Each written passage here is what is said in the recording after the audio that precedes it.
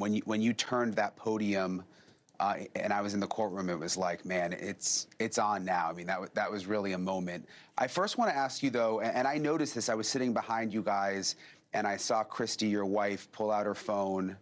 And look sort of disturbed, and then you guys called the deputy over, and then he was looking at your phone, and I kind of figured something bad was going on, and it turns out that it was a threatening text message that she had received during the actual sentencing while the victim impact statements were going on. And I don't want to read the whole thing because I just don't want to give glory to, whoever did this, but I do want to read a little bit so people can see what exactly happened.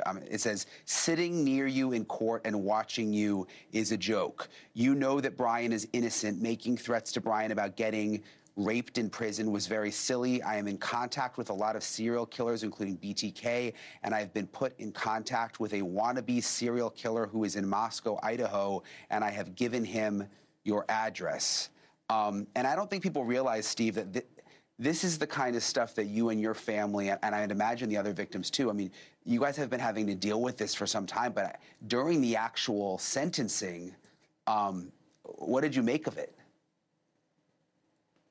Yeah, the sentencing, there's definitely an element of crazy people that gravitate towards these type of events.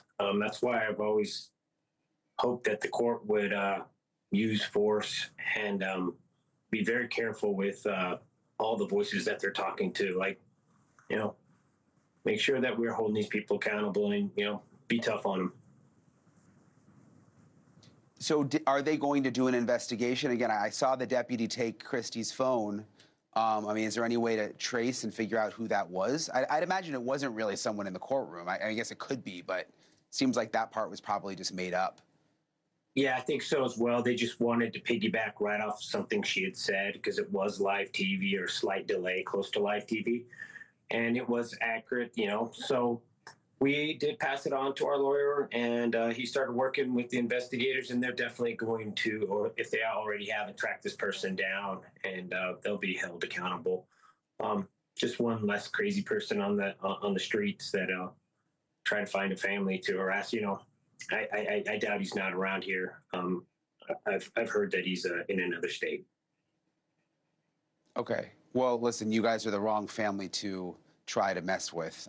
That's for sure. And I'm glad to hear that the police are taking it seriously. But like I said, I know this is something you've been dealing with really throughout. Yep. And even now with Bryan Kohberger pleading guilty and admitting it, even now these people are still doing this. It's crazy. Yeah, this is why part of the reason we were hard on the prosecutor, because you can't look at it any other way that by hiding those details of what happened to my daughter and the other victims, it gave fuel to these people. It gave them a wishful thinking that they were like defending a PhD grad, and a master's degree and pursuing his PhD. So, people don't want to root for like a skinhead or a cop killer or ravaged drug user. But this guy could have had a persona, and I just don't understand why Thompson would have wanted to protect him by hiding these details. And I know some of the other families have already changed their opinion of the deal, knowing all the facts that have came out. So I think it's suspicious that he purposely never let this information out. I spoke with Olivia yesterday, your daughter, and your victim impact statement was obviously really just intense, and hers was intense, and both are getting a lot of attention, I think, have really sort of inspired the world in a way. She told me that, she felt relieved after the hearing, that she actually did feel just a little better in general. Did you feel the same way? I mean, how are you doing now? Yeah, to be honest, I felt great because I felt like the first time the courtroom had a representation that was in harmony of our family.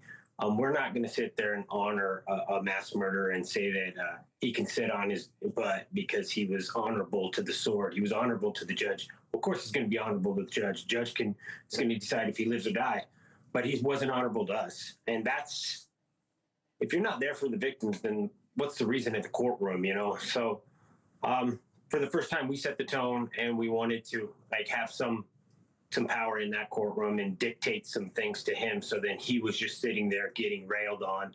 Thank you for watching. Subscribe below and download our NewsNation app right now on your phone, and you will get fact-based, unbiased news for all Americans.